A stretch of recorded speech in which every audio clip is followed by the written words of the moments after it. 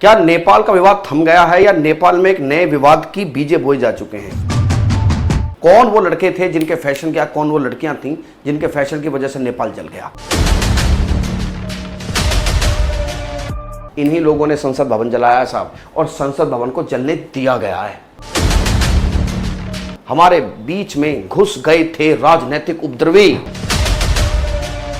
कहीं ऐसा ना हो शेख बांग्लादेश वाली स्थिति हो जाए। नमस्कार, जय हिंद दोस्तों। क्या नेपाल का विवाद थम गया है या नेपाल में एक नए विवाद की बीजें बोए जा चुके हैं? क्या नेपाल में सब कुछ ठीक है? क्या अब जो नई सरकार आएगी क्या उसमें सब कुछ ठीक होने जा रहा है? फिर कुछ सवाल ऐसे, किन लोगों ने संसद जलाई, किन बालेन शाह कहाँ हैं और सुशीला कार्की कितनी कामयाब होंगी?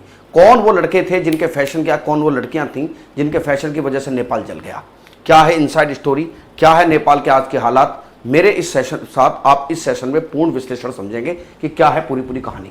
ये कुछ तस्वीरें जब शुरू हुई नेपो किड्स के रिगार्डिंग, एक सबसे बड़ा मुद्दा जो इस रिवोल्ट का निकल कर आया वो ये था कि भाई जो राजा इनके बेटे हैं, मंत्रियों के, ये जो सरकार में बैठे अफसरान हैं, इनके जो बच्चे हैं वो पार्टियां करते हैं, और पार्टियां करके भाई ऑब्वियस बात है कि एक वो होता ही है नेचर की, जो आदमी जो है अब खूब मजे लेता है तो वो अपने सोशल मीडिया प्लेटफॉर्म्स को इस्तेमाल करता है। फेसबुक है, इंस्टाग्राम में तरह तरह के ऐप आजकल चल रहे हैं, उन सब पर डालता है। और आजकल सोशल मीडिया से कनेक्शन हर व्यक्ति का है ही, वहां से ज्यादा मामला खराब हुआ जब लगने लगा कि यार हम तो भूखे मर रहे हैं। डाटा ये कहता है कि नेपाल की है आबादी लगभग 3 करोड़, 25% आबादी गरीब रेखा से नीचे है। मतलब एक आंकड़ा यह है कि 125 रुपए डेली इनकम से भी कम नेपाल के कुछ लोगों की है। और नेपाल की जो इनकम है, जो नेपाल की जीडीपी है, जीडीपी में बहुत बड़ा सोर्स उस चीज से आता है कि जब विदेशों से इनकम आती है। विदेशों से इनकम आनी तो अच्छी बात होती है सर, नहीं भैया, इतनी इनकम विदेशों आने का अर्थ है कि तुम्हारे देश में कोई रोजगार नहीं है, तुम्हारे देश में गरीबी बेरोजगारी बहुत नेक्स्ट लेवल पर है, इसका अर्थ ये भी है। और आप सभी जानते होंगे, जितने बच्चे व्यवहारिक हैं या इधर उधर देखते होंगे, जो भी हम लोग देखते हैं कि नेपाल से आए हुए युवा हमारे आसपास कहीं ना कहीं काम करते हुए देखे जा सकते हैं, वो कहीं ना कहीं काम कर रहे होते हैं। यही उनकी इनकम का सबसे बड़ा सोर्स है, जिसे पलायन कहते हैं। और किसी भी देश से प्रतिभा पलायन, ब्रेन ड्रेन जो समस्या होती है, कोई बहुत अच्छी नहीं मानी जाती, तो क्यों वो वहां से जाके पैसा कमा रहे हैं? तो ऐसी स्थिति में यह है कि उनके देश में ना कुछ रोजगार है, और ऊपर से भ्रष्टाचार, तमाम तरह की ऐसी चीजें थी जिस बात से ये आंदोलन भड़का। और ये आंदोलन क्या भड़का, बाद में मैं तो ये कहूंगा तो पूरी बगावत थी भाई, ये तो पूरी बगावत निकल कर आई। कहानी ये निकल कर आती है कि कौन थे वो लोग जिनकी वजह से, जिन्हें नेपो किड्स कहा गया। मैं कुछ सवालों के इस सेशन में उत्तर लूंगा। पहला, क्या है नेपो किड की कहानी? दूसरा, सुशीला कार्की कितनी कामयाब होंगी? तीसरा, अशोक राज सागदले जो उनके मिलिट्री हेड हैं, महारथी श्री अशोक राज सागदले, उनकी भूमिका, और आने वाले समय में किस तरह की राजनीति वहां होने जा रही है। और सुशीला कार्की का विरोध क्यों हो रहा है? नई बनी पीएम है, अचानक से उनका विरोध शुरू हुआ। तरीके एक एक करके चीजों को समझिए मेरे प्यारे साथियों। ये सब आपने देखा कि नेपो किड्स के रिगार्डिंग ये चीज, ये फोटो खूब वायरल हुई। कौन है वो नेपो किड्स जिनको लेकर सब ज्यादा बवाल मचा? मेरे प्यारे साथी, मेरे पीछे कुछ तस्वीरें, जब मैंने डाटा निकालने की कोशिश की तो पता चला ये है श्रृंखला खातीवाड़ा। श्रृंखला खातीवाड़ा मिस नेपाल रह चुकी हैं और हार्वर्ड यूनिवर्सिटी में पढ़ती हैं, और अपने द्वारा किए गए फैशन के लिए खूब चर्चाएं बटोरती हैं। लेकिन उनकी यही चर्चा, उनके द्वारा किया गया यही सब काम उनके परिवार के लिए, सरकार के लिए मुसीबत बना। यही सबसे ज्यादा निशाने पर थी कि भाई ऐसा क्यों। आप देख सकते हो लाइफ स्टाइल से, अगर कोई देश बहुत गरीब है तो और उस देश में इस तरह की लाइफ स्टाइल वाले युवा हैं तो फिर लोगों के समझ में आ जाएगी कि बेटा पैसा कहीं और ही जा रहा है। मैंने इससे पिछले सेशन में, जिसको आपने बड़ा प्यार दिया, उसमें मैंने आपको पूरी कहानी शर्माई थी, केपी शर्मा ओली ने किस तरीके से नेपाल को बर्बाद कर दिया। और कौन है इस कैटेगरी में जो इस तरीके से हैं? ये देखिए, ये है सौगत थापा, कानून मंत्री के बेटे हैं। इन्हीं के केस में एक चीज बड़ी वायरल हुई, जब उपद्रवियों ने, आंदोलनकारियों ने या बगावतियों ने, मैं 3 शब्द इस्तेमाल कर रहा हूं क्योंकि अब तो खुद जिसको जैनजी मूवमेंट कहा जा रहा था, वो लोग खुद कह रहे हैं कि हमने तोड़फोड़ नहीं मचाई, हमारे बीच में घुस गए थे राजनीतिक उपद्रवी, उन्होंने तोड़फोड़ मचाई। ये बात मैंने आपसे उस दिन भी कही थी कि संसद भवन को जलाना, सुप्रीम कोर्ट को जलाना, ठीक है, सिंह भवन जो उनका सेक्रेटरीट की तरह था उसको जला देना, ये सब क्या है? मान लो मैं आंदोलनकारी हूं तो मैं तो उन डॉक्यूमेंट्स को बचाऊंगा, क्योंकि मुझे पता है कि आने वाले समय में इन्हीं डॉक्यूमेंट्स के दम पर मैं तुम्हें फंदा कसूंगा। कौन थे वो लोग जिन्होंने ये सब, और फौज क्या कर रही थी? पूरी कहानी समझते मैं आपको एक एक कनेक्शन बताऊंगा और आपको एकदम क्रिस्टल क्लियर होंगी। ये है सौगत थापा, अपने लाइफ स्टाइल के लिए जाने जाते हैं, जाने क्या जाते हैं, इन्होंने बेड़ा गर्क कर दिया। और एक बड़ी वायरल हुई थी वीडियो जब इनके शूज को लेकर आंदोलनकारी जो हैं छत पर खड़े हुए हैं और वो इनके जूतों को लूट रहे हैं, ठीक है। एक और नाम इसमें बड़ी चर्चाओं में रहता है, वो था जयवीर सिंह देवबा कौन है? इनकी पत्नी है जयवीर सिंह देवबा, और उनकी पत्नी जयवीर सिंह देवबा शेर बहादुर देवबा के क्या हैं? उनके बेटे हैं, ये उनके पुत्रवधू हैं। ये लोग निशाने पर थे, और इन लोगों की सोशल मीडिया प्लेटफॉर्म में जो इनकी हाईलाइट होता था, इनका फैशन, उसकी वजह से खूब उपद्रव में या इस कहानी में कैटलिस्ट का काम किया गया।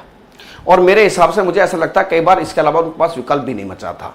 लेकिन अब मैं आता हूं उस कहानी पर जिस कहानी में दिमाग लगाने की जरूरत है दोस्तों, दिमाग लगाने की जरूरत है। आइए, आप सबको यह पता होगा सुशीला कार्की जी का नाम आगे बढ़ा। ये हैं बालेन शाह, काठमांडू के मेयर, जिन्होंने किसी पार्टी से टिकट ना लड़कर खुद टिकट लड़ा। बड़े फेमस चेहरा हैं रैपर बालेन शाह। सुशीला कार्की जी के नाम पर सहमति बनी। अब सवाल यह है, बहुत लोगों ने यह कहा कि सुशीला कार्की को पीएम क्यों बनाया? अंतरिम सरकार जिसे कहते हैं, अंतरिम का मतलब होता है नॉट अंतिम, अभी फाइनल सरकार आएगी, चुनाव होगा तो उसके बाद फाइनल सरकार आएगी, सभी राजनीतिक पार्टियां अपनी जोर आजमाएंगी। सवाल यह उठता है कि सुशीला कार्की जी के नाम पर सहमति क्यों बनी? क्या बालेन शाह एक त्यागी व्यक्ति हैं?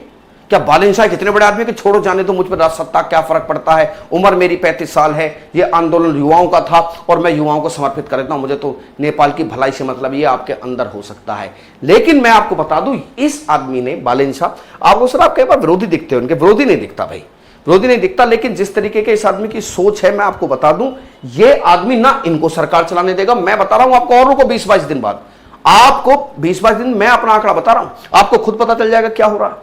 क्योंकि जो हामी नेपाल जो एनजीओ थी, जो उसके फाउंडर हैं सुदान गुरुंग, उन्होंने अभी कल कई बयान है कि हम बनाना जानते हैं, हम हटाना भी जानते हैं।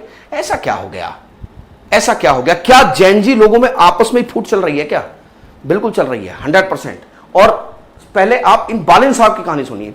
इनका उद्देश्य है कि अगर मैं अंतरिम सरकार का प्रधानमंत्री बन गया तो लोग ये कहेंगे आप बन तो गए एक बार प्रधानमंत्री, ठीक है। इनका उद्देश्य है फुल फ्लैश मैंडेट के साथ आना, फुल फ्लैश। 6 महीने ये कोई पार्टी खड़ी करें, अपने कैंडिडेट्स को उतारेंगे और ये फुल फ्लैश सत्ता में आना चाहते हैं। ये तो है बालेन शाह। अगले ही दिन एक बयान आया जब सुदान गुरुंग, जो हामी नेपाल एनजीओ है जिसने इस पूरे आंदोलन को चलाया था, कि हम सुशीला कार्की के बारे में कहा कि हम बिठाना जानते हैं, उतारना भी जानते हैं। ऐसा क्या हुआ? वजह थी इनका एक सलाहकार के रूप में उन लोगों को अपने साथ ले लेना जिनको ये लोग बुजुर्ग समझते हैं। बात इसी के खिलाफ थी कि बुजुर्गों के हाथ में राजनीति देनी नहीं है, तो इनके खिलाफत में भी कुछ चीजें उभर कर आ रही हैं। दूसरा, एक चीज बड़ी अजीब है, आप वो ध्यान से सोचो कि राजनीति चलती कैसे है। युवाओं का जोश और बुजुर्गों का अनुभव, बिना अनुभव के राजनीति हो सकती है? बिल्कुल नहीं हो सकती। इतिहास उठाकर देख लीजिए आप, जिस रास्ते पर जैन जी या ये आंदोलनकारी या ये ग्रुप, जिस ग्रुप ने ये सब किया है, या जो लोग इनसे करवा रहे हैं, या जो लोग इसके पीछे एक्टिव हैं, क्या केवल युवाओं को लेकर देश, मतलब युवाओं की सोच पे देश चलेगा? राजनीति बड़ी लंबी चीज है बेटा, डिप्लोमेटिक लेवल मात खा जाओगे, सैंडविच स्टेट बन जाओगे, पिस कर रह जाओगे। अभी तुम्हें समझ में नहीं आ रही है। तो जरूरत तो है अनुभव की, लेकिन उन्होंने कहा कि हमें बुजुर्गों की सत्ता नहीं चाहिए, हमें केवल युवाओं को शामिल करना है, और अगर सुशीला कार्की जी ऐसा नहीं करती है तो हम बिठाना भी जानते हैं और हम उतारना भी जानते हैं। तो मुझे नहीं लगता कि सब कुछ अंदर खाने ठीक है, सब कुछ अंदर खाने ठीक है, सत्ता को लेकर खींचतान जारी है। एक तो ये बात। दूसरा, आप एक चीज और समझिए, मैं एक और बात के पीछे और आपका ध्यान दिलवाना चाहूंगा। संसद भवन जली, आग पकड़ गई, क्योंकि लकड़ी का काम ज्यादा होता है नेपाल में, तो तुरंत आग लगी, तो वो फिर बहुत दिनों तक जलता रहा। ये हैं प्रधान सेनापति महारथी श्री अशोक राज सिंहदेल साहब। इनकी प्रेस कॉन्फ्रेंस के पीछे तस्वीर देखिए आप, किसकी है? राजा की, आई थिंक पृथ्वी नारायण शाह है, राजा की तस्वीर है। ये राजशाही समर्थक, मतलब लोग कह रहे हैं कि ये राजशाही के समर्थक हैं। इनके पीछे तस्वीर देखिए। और अब मुद्दे पर यह आना है वापसी हमें, भाई साहब, जिस सुप्रीम कोर्ट से, जिस संसद भवन के नजदीक सेना का मुख्यालय था, वो संसद भवन जला किसने दिया? संसद भवन के जलने से क्या लकड़ी का नुकसान हुआ है? नहीं। All the document finished, supreme court, all the document finished, secretariat, all the document finished. अब आप मुझे ये दिमाग से सोचकर बताइए, बहुत छोटी सी बात है, कौन चाहेगा कि सारे डॉक्यूमेंट फिनिश हो जाएं? वो जो सत्ता में आने वाले हैं या वो जो सत्ता से जा रहे हैं? तो ये जो युवाओं के ऊपर लोग कह रहे हैं कि इन्होंने नेपाल में बहुत गड़बड़ हुई है, नेपाल में बड़ा नुकसान हुआ है, होटल हिल्टन जैसे पता नहीं कितने घर, होटल जलाए, कितने घर जला दिए, अरबों खरबों का नुकसान है। ना भाई साहब, नहीं। ये इन्हीं के जो कम्युनिस्ट सत्ताधारी लोग हैं, देख लेना आप, ये रिपोर्ट आएगी एक दिन, आप पढ़ लेना इस चीज को, ये आएगा कुछ दिन पीछे फ्लैश होगा। इन्हीं लोगों ने संसद भवन जलाया है साहब, और संसद भवन को जलने दिया गया है ताकि सब खत्म हो जाए। पुराने पाप साफ, नए पाप उनकी सजा मिलेगी नहीं, क्योंकि पुराने पापों के एविडेंस नहीं है। जिनको नए पाप करने हैं वो करिए या मत करिए, स्वर्णिम नेपाल बनाइए, वो आप जाने, आपका काम जाने।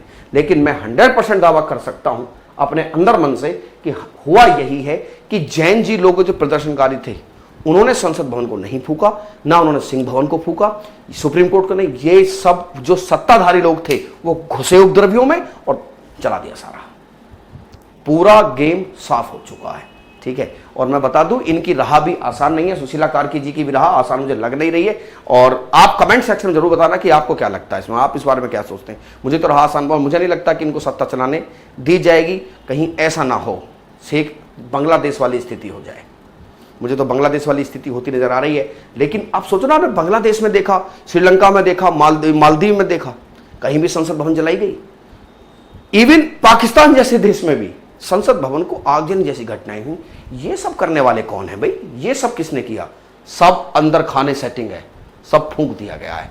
और ये सब अशोक राज सिकदेल, मैं इन पर क्वेश्चन मार्क नहीं लगा रहा, लेकिन इनकी भूमिका मुझे सटीक लगती है, क्योंकि ये काठमांडू के मेयर बालेन शाह के बड़े नजदीक आदमी है। ये बालेन शाह जब निर्विरोध इलेक्शन लड़े थे तो सबसे पहले मिस्टर अशोक राज सिकदेल साहब ही इनके पास पहुंचे थे कि कांग्रेचुलेशंस। आगे जो होगा वो पता चल जाएगा। लेकिन मैं वास्तव में स्थित आ रहा हूं, जितना सब सीधा दिख रहा है उतना सब सीधा है नहीं। ये अंदर खाने बहुत, एक तरीके से मैं ये मानूंगा कि नेपाल जीरो पर आ गया, नेपाल को दोबारा खड़ा होना है। और रही बात पुराने नेताओं की, कोई बंकर में छुपा बैठा है, किसी का कहीं इलाज चल रहा है, कोई मिल नहीं रहा है, ये सब लोगों का मुझे तो नहीं लगता कि शायद आप किसी न्यायिक प्रक्रिया या एडमिनिस्ट्रेशन पॉइंट ऑफ व्यू से आप इनको कोई सजा दे पाओगे। मुझे तो नहीं लगता। आपके कमेंट सेक्शन में आपकी राय का इंतजार करूंगा। धन्यवाद।